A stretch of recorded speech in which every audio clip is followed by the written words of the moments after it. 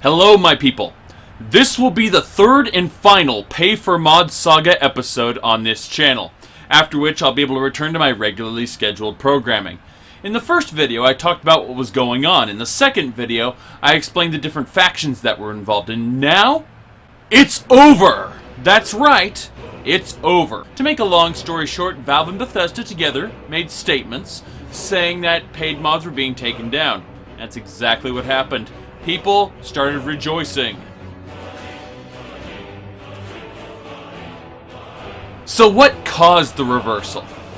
The answer is simple. A never-ending flood of phone calls, faxes, direct emails, direct action taken by the community. Not the name-calling, harassment, denial of service attacks, and death threats that this community has become stained with.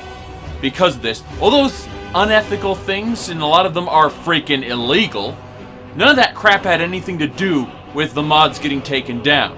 Direct and proper action that had a physical, actual impact, as I mentioned in my previous video. You can have 1 million people sign a petition, but unless you force someone to read it, force someone to take awareness of it, it means nothing. You can spam ASCII art, but all you're gonna do is get your account banned. Those bans had nothing to do with censorship. They had to do with people being huge-ass douchebags. And these are the points people failed to see in their so-called movement. Honestly, about 10% of the community was responsible for this change of events. And everyone else, who was just shitting all over the whole thing while saying to themselves, every little bit helps. The community looked like rabid assholes. Not people I want to associate with.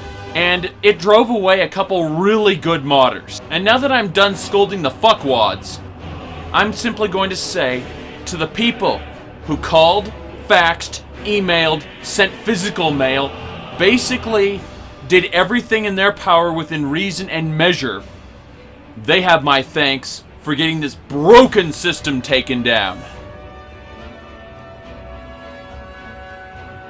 Gabe Newell, CEO of Valve Software, was returning from eye surgery when he noticed 3,500 emails in his box, and to quote him, "We did something to piss off the internet." So he opened up a colossal Q&A thread on Reddit. People criticized him for only answering the easy questions, as he sat in a coffee shop communicating with his laptop. But you have to understand something about Valve. They are, as it was last reported to me, a flat company. This means that there are no bosses. They make decisions fairly independently in their own project groups. This means that as a CEO, he does your standard corporate functions within the law. However, actual decision making is relegated to the self-appointed project leaders, and with a group consensus within that project group. What did this mean for the Valve Q&A? It meant that Gabe was only able to answer simple questions that spoke to Valve's company culture. Anti-censorship, not telling developers what price to set, so on and so forth. For the more complicated pay-for-mod system-related issues, he was simply gathering information. The info he gathered was most likely taken to the project group responsible for the system, where the collective decision was made. You see, Valve is not a clandestine organization with a singular secret agenda. It's actually a collective of several project teams all working in different directions. I'm not saying don't be pissed at Valve. There's plenty of reason to be pissed at them. But I'm saying ultimately, only small number of members of the company are actually to blame. And Gabe was merely a mouthpiece for the company, but not much more. It was quoted directly from him that he doesn't work on Sundays, so of course Monday morning was when the gears started turning, and by midday we got the announcements from both Valve and Bethesda that the paid mods function was being removed.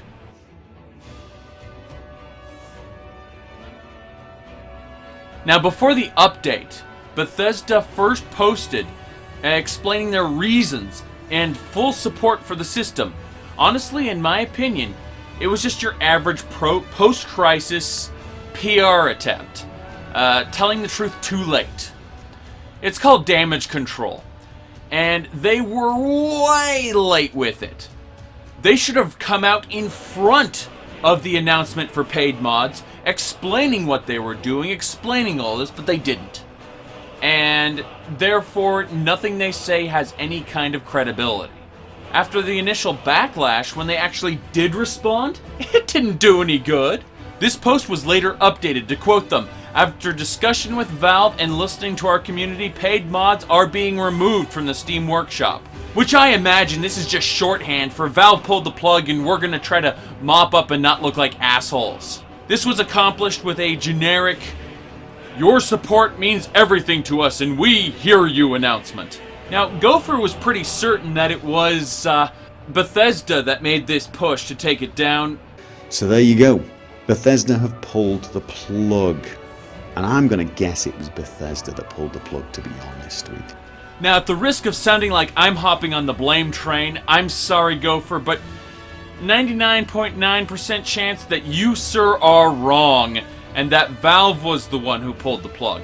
But I'll get to the motivations for both companies in the profit sharing section a little bit later. For now, let's look at Valve's press release. Now, for all of you who think Valve is some kind of malicious monster trying to kill the community, trying to rip people off, I'm sorry, you're deluding yourself. Valve is simply incompetent. They said it themselves. First sentence of the second paragraph. They didn't understand what they were doing. And that's right. They're simply incompetent, and they admitted it. They saw a successful system in selling games. They wanted to apply that exact same system to mods. They've been shipping features out for years, aiming to allow content creators to share in the rewards. Not a lot of people remember polycount items when they made it to Team Fortress 2. It was a big deal because these people who were doing it for free suddenly got big bucks right out of the gate. In fact, it was so big that PayPal wasn't able to pay them the full amount at the time. PayPal was simply not designed to be able to handle payments of that magnitude, so they were flown to Valve in order to receive the payment check in person. Now, this was wonderful because these were Team Fortress 2 models that you simply slapped over the default models and only you could see them in-game. And all of a sudden, overnight, they were transformed into full items supported by the game where you could actually swap out your default equipment for those other items, and they existed in the Pay Store. The community did profit from that. So the difference between that and what Valve ended up doing is that these weapons, these items, were hand-picked by Valve. There was no hand-picking in this pay-for-mod system. Anyone could upload any piece of drivel they wanted, and as long as it met the basic requirements, went through a very basic review process, it would be up there. And that turned out badly. Another difference from Team Fortress 2 is the function of multiplayer. These items from Polycount were integrated into the actual game system. Whereas these Skyrim mods, no one else is going to see them. No one else is going to benefit from you having them. It's a single player experience, narrowly crafted, versus a open multiplayer experience where they've been integrated into the world itself. It's these functional differences between the two, not even considering the legal, ethical, moral, and community-based differences, which we'll get into later. The fact is that Valve isn't evil, they're just, at times, kind of stupid, because they try things without consulting the community at large, and they think that the community is just going to blindly accept these things. They don't consult other people. They merely work within their small groups to achieve something that they think is going to ship, a shippable product. And for crafting games, that works. It really does. I mean, they are some of the best game developers in the world, mainly because they assembled them from different mod teams. Team Fortress 1 was a mod for Quake. Alien Swarm was a mod for Unreal Tournament. Dota was a custom map with special rules for Warcraft 3. Honestly, the list can go on and on and on. Valve has a great talent for finding, well, talent and recruiting it. The problem is that their flat organization causes it to not be managed well. And in the lack of management, so too are their services not well managed. And that's kind of depressing because you have the best talent in the world and it isn't managed worth shit. What they do is they basically group up. They figure out, oh, you're gonna start this project. I want in. Okay, I want in. Okay, so you get this collective of people, and the guy who started it is usually the project leader. At least this is how my head is generating this thing. Reality could be different from what I'm saying, but in general, a flat company lacks direction. Just like Valve lacks direction, I suspect that's why we will not see a Half-Life 3 or a Left 4 Dead 3.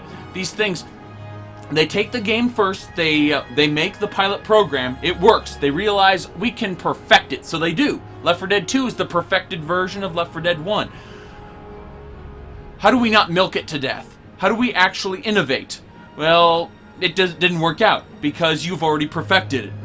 And that's why I suspect that a Half-Life 3 probably won't be seen unless they actually get management direction, something that is against the company's core philosophies.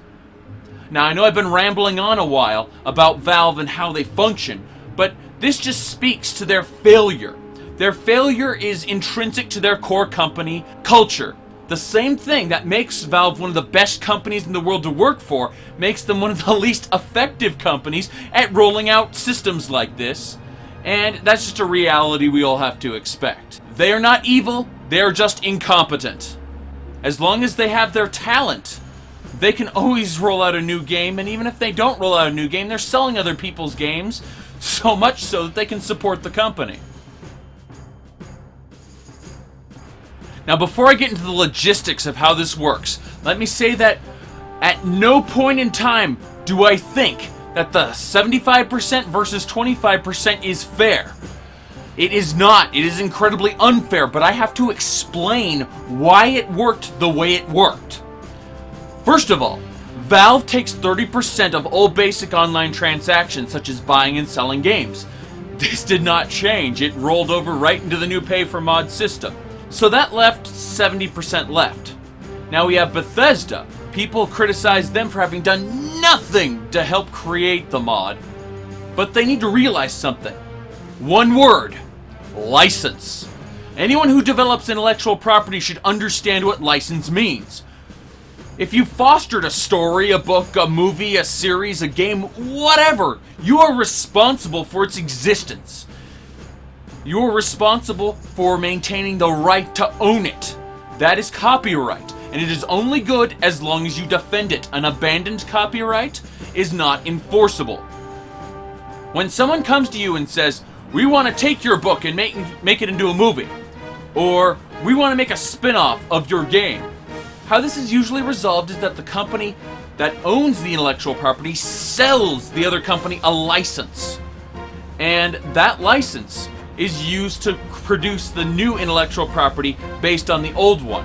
It is the right to use the franchise. In this case, the right to use the Elder Scrolls. Now, I admit this is a convoluted example for many reasons, but Bethesda could lend their license to the Elder Scrolls to ZeniMax Online Studios, so that ZeniMax Online Studios could produce Elder Scrolls Online, but at no point does Bethesda lose their ownership of the Elder Scrolls, so they could go on to make an Elder Scrolls 6 that the opening line of it says, "Everything that happened in Elder Scrolls Online is bullshit, ignore it!" And there's nothing ZeniMax Online Studios could do about that because it is a completely different game. One is licensed, one is owned. I mean, that's setting aside the fact that ZeniMax Media, the parent company, owns both ZeniMax Online Studios and Bethesda, so it kind of forces them to get along. Usually, these licenses are sold in the amounts of tens of thousands of dollars.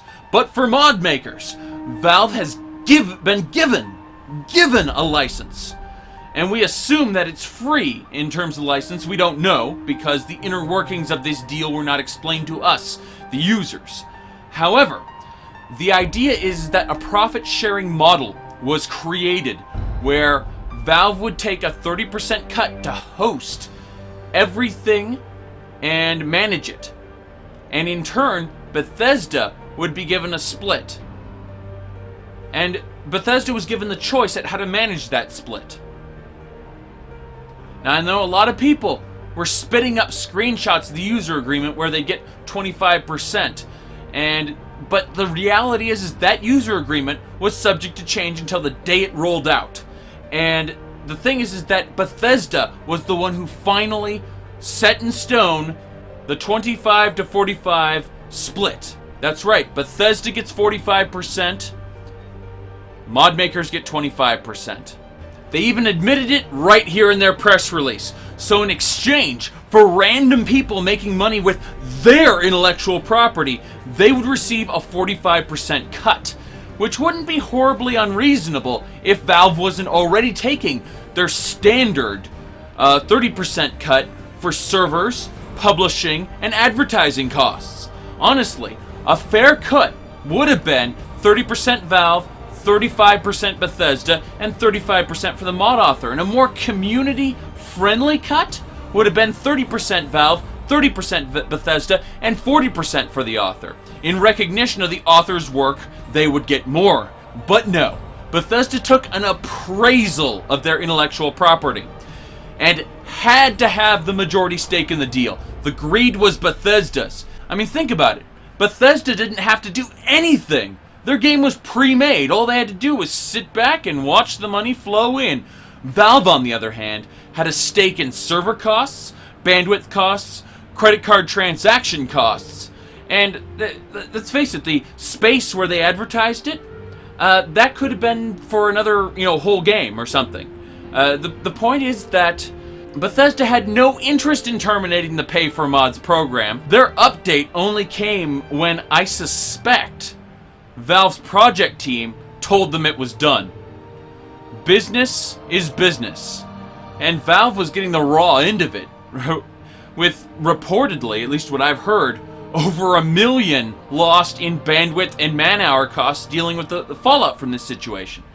I can't speak to the accuracy of those reports, but it makes sense. I mean, at the end of the day, you don't make business decisions because it pisses someone off. You make business decisions because you're either gaining or losing money. And in this case, Valve was probably losing money. Now, I personally am a content creator. If someone came to me with a copy of my book that I had written and wanted to make a video game out of it, I guarantee you that I would demand an either upfront fee, an exorbitant one, something along the lines of tens of thousands of dollars, or a profit-sharing model where I would gain a certain percentage as royalties, which is reasonable for authors in my opinion. Bethesda deserved their cut. Absolutely. Did they deserve the majority cut? I don't think so. After being the victim of harassment, death threats, and more, Chesko, the creator of Frostfall and many other mods, perhaps one of my favorite mods, Wearable Lanterns, gave in to the author of FNIS's request and took down his pay-for mod. Keep in mind that he had no legal obligation to do so, and I will explain later how the legal, moral, and ethical implications of this whole system. But he had no legal obligation to take it down, okay? But he did because he is a moral and upstanding individual, regardless of how he was vilified by the community. He is now missing in action. This is his Google Plus page. Similarly are his Twitter, Facebook, all his pages look something like this. And if he's decided to quit Skyrim modding for good, then this is a huge blow to the community. And I wouldn't fault him, because the community were assholes to him when Valve and Bethesda were the real targets. And he was a victim of this whole mess because Valve came to him. Valve told him, we want you to be part of something new, something revolutionary. And he accepted it blindly until they told him he'd only be getting 25% of it, at which point he started arguing for people to get a higher percentage. Obviously that argument got nowhere, but come release time, he was still adamant in sticking his neck out for other authors and saying that it only promotes cheap, low-quality mods, and we need a higher profit share in order to encourage people to sell larger DLC-sized mods, not cheapo nickel and dimes. And when the outraged author of FNIS came to him and said, you used my animation assets, I don't like that, I demand you take it down right now, he did. and then he disappeared. And regardless of where he decides to put his ambitions for the future, he has my best wishes. I wish him a long life, and to the people who threatened him with death, may they themselves die long before he does. The PC Master Race is rambling about removing Gabe Newell from their logo and ceasing all worship of him. My God. Anyone who worships a morbidly obese CEO of a company needs to seek psychological help. Yeah, you'll always see kind of worship pictures of him on my Ultimate Mod Codex. That's a freaking joke. I'm freaking joking every single time. To keep it in context, only the crazies worship him. Please, seek psychological help if you feel the need to worship him, or feel the need to stop worshiping him because you were worshiping him previously. Now, the creator of SkyUI has received a massive backlash for returning to the modding scene during all of this. You see, he abandoned SkyUI. He only did like bug fixes every once in a while, but otherwise, he called SkyUI complete. A completed project, done, don't care about anymore. Now, there were features that the community was asking for that he had no intention of providing because it was too much time and effort for him. He simply didn't consider it worth his time. Seeing the brand new pay for mods option, he decided to archive his 4.1 version, making it available for free for everyone forever. Then, all the features people were clamoring about that he absolutely had to add, that he felt weren't worth his time, for 25 cents a head, it would definitely be worth his while because enough people were asking for those features. So 5.0 was conceptualized. For $1, people could make the upgrade and he would see 25% of that. That is a quarter. He knew that going into it. Now, he promised that at no point would the core structure, the MCM, the mod configuration menu, change. He promised that no one would ever be forced to upgrade. People retaliated at him, saying he used assets from a framework called Tweenlight in the creation of SkyUI, and that a fully commercial Tweenlight license to actually make money off of it would cost his team $500. Little did they know that his team had already created their own tweening code, and Tweenlight was dropped from future versions of the mod. So it wasn't an issue at all. But still, the harassment continued. People had the brilliant idea to go and unendorse his SkyUI on the Nexus. And anyone who understands how things actually work, how people are brought to mods now. I'm not talking about when the Nexus was in its infancy, I'm talking about now. They will tell you that Nexus endorsements don't mean shit. It's actual endorsements from Brodual, MMOX reviews, Gopher, countless other people, myself included. In the countless other people. I'm not quite as big as them yet, and I doubt I'll ever be. But the point is, people still shouted, he's a sellout, pure and simple. Read that bold text right there. And they sent him death threats, things of that nature. And he took it better than most. He kind of threw jokes back at them, said, why so serious, because in his mind it wasn't serious. This was not a big deal. And they were taking it really seriously with the death threats and whatnot. And really, the people sending him death threats don't deserve free mods. They don't deserve any mods. They don't deserve anything but jail time because that shit's illegal. Was he unsympathetic to the community? Yes. Was he acting like a jerk to people who were morally outraged? Yes. But was he justified in asking for money for the work he was planning on doing? Absolutely yes. He was asking for $1 for an optional upgrade while leaving the Keystone mod as it was, free for everyone forever. If he was a sellout, if he was an actual sellout, he would have removed the free version, forced everyone to upgrade or lose their mod configuration menus, then he would set the price to $2, $3, something like that. Something less reasonable than $1.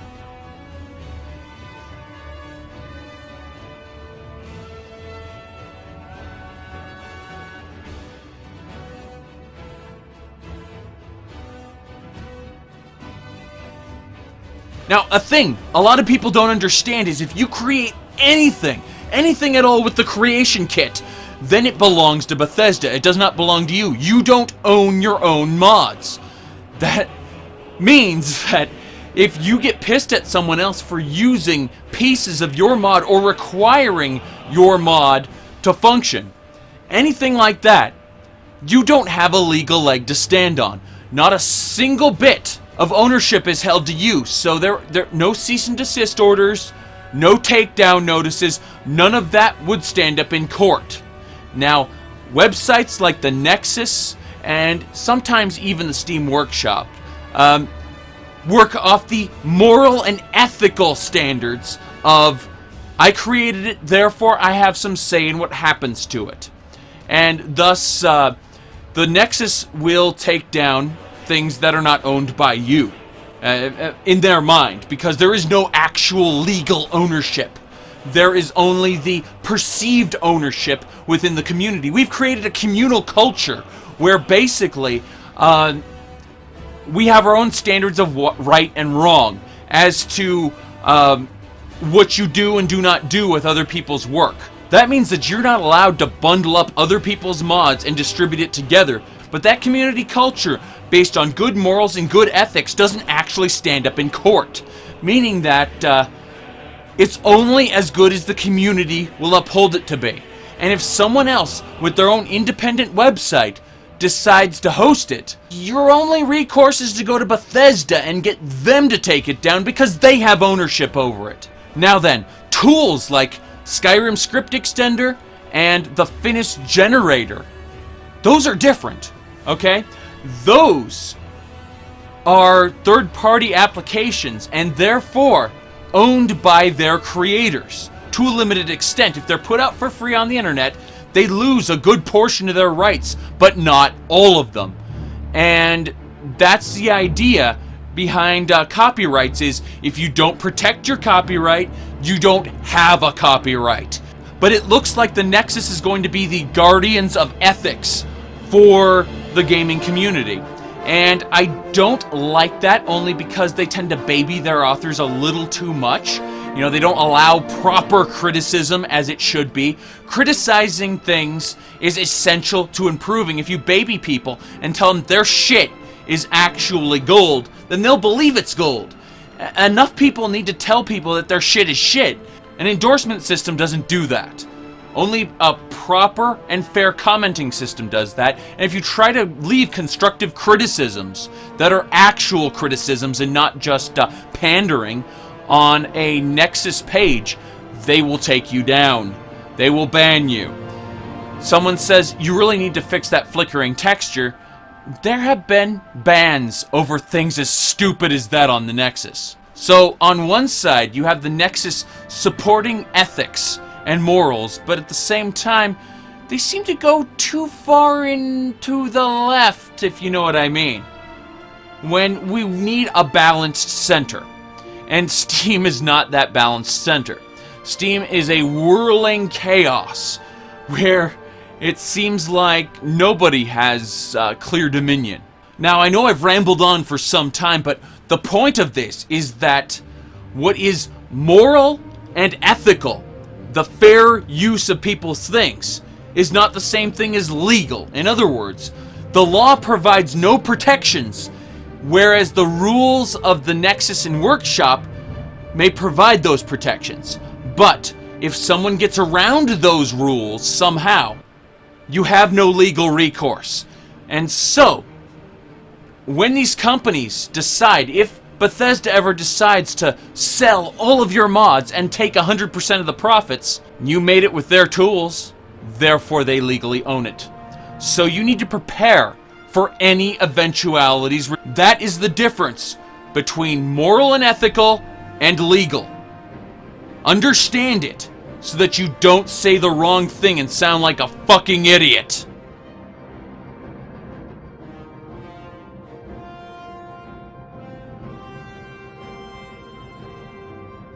Alright, so my personal opinion with this whole thing is that paid mods could have been a good thing, but only when administrated properly, something Valve seems completely incompetent at doing. Therefore, let us take it out of their hands, because clearly they can't do it.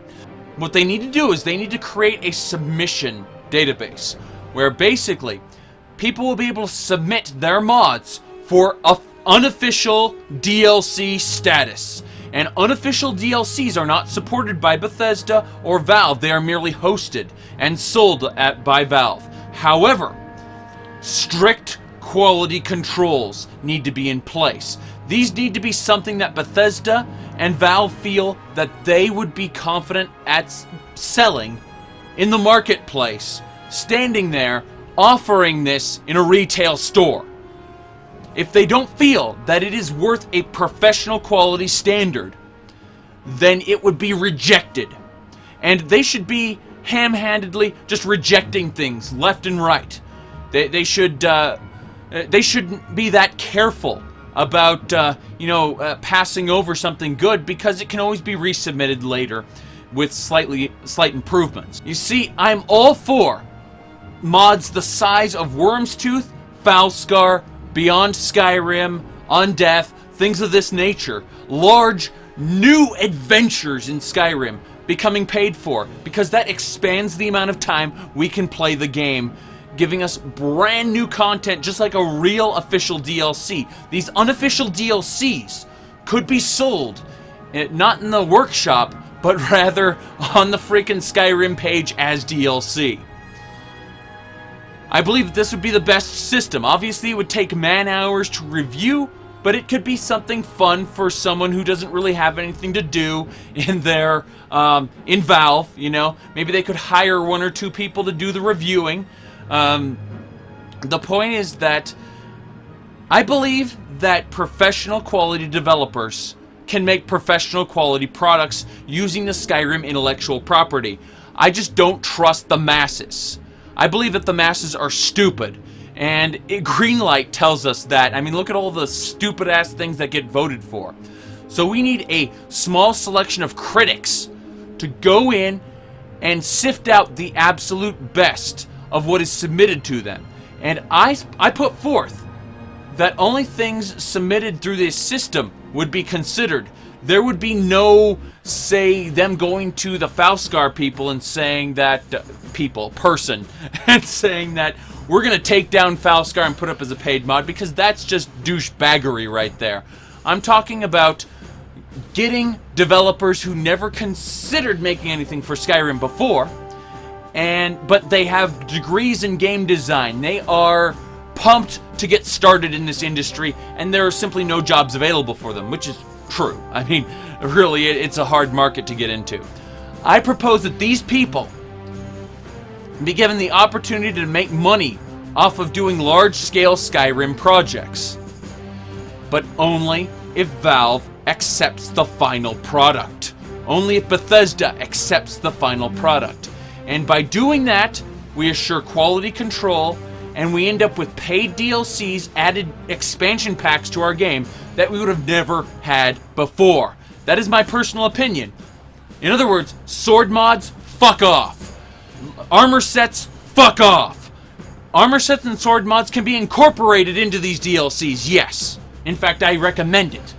But under no circumstances should horse armor be the new standard for DLC, which is what we were seeing in that stupid fucking pay-for-mod system that they tried to shove down our throats. And again, it's not because they're evil, it's because they're incompetent.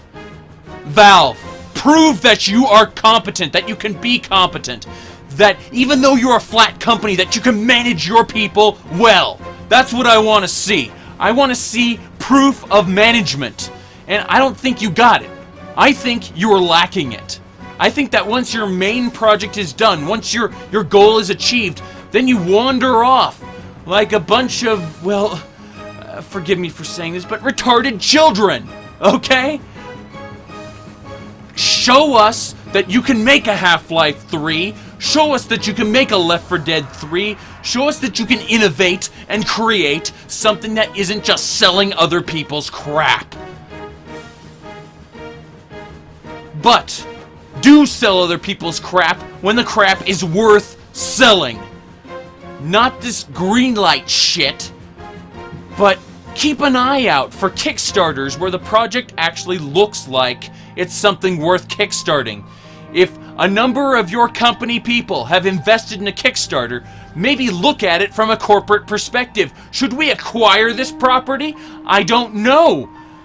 Think about it. Manage your people. And when you're done doing that, you will have redeemed yourself in my eyes. But for now, I just label Valve as incompetent. End of story. And so closes the chapter on paid for mods. What do we have? A shit pile led by incompetence. Bethesda's greed, Valve's incompetence, and a community with more douchebags than regular people. Yes, this was a saga to be remembered, but now I can finally get back to regular old Skyrim modding. Chesko, if you're out there and you can hear me, do come back. But even if you choose not to, my best wishes are still with you. As for the SkyUI author, you need to learn to empathize with the community a little better and tailor your words. You weren't wrong in what you did, you merely said the wrong things. My prophecy of doom has not changed and will not change until Fallout 4 and Elder Scrolls 6 come out, at which point we will see whether or not our community will be locked into a closed modding system, or we will still be given the freedom of open plugins. I am not entirely against paying for mods, especially if those mods are of sufficient quality. I want more DLC-sized adventures in Skyrim, and I am willing to pay upwards of $10 to get them. In other words, I would very much like to see an unofficial DLC system implemented where there is strict overview by Bethesda and Valve. Paid mods are not a bad idea, however, opening the floodgates was fucking retarded. My next rant concerning the sliced bread method of releasing games will be on my general channel, that is youtube.com/user/word of Zahakuran, and won't be about Skyrim specifically. The next build on this channel will be my Bone Lord of Worms, and I hope to have that out in a day or 3 or 4, however long it takes. Life is kicking my ass as usual, and it coincided with this paid mod saga. Seriously, people, just chill out. It's over.